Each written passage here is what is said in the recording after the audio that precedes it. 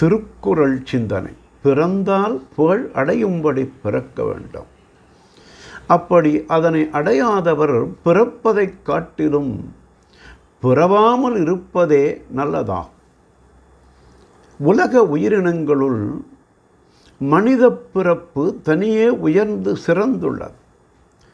புகழும் புண்ணியமும் மனிதன் போற்றிக் கொள்ள வேண்டிய அரிய பெரிய பெருமைகளாகும்.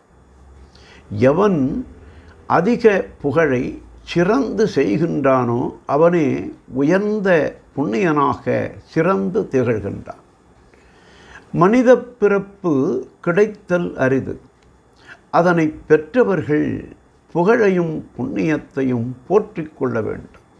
அப்படி பெற்றவர்களே சிறந்த மக்களாக போற்றப்படுவார்கள். பெறாதவர்கள் மாக்களாக கருதப்படுவார்.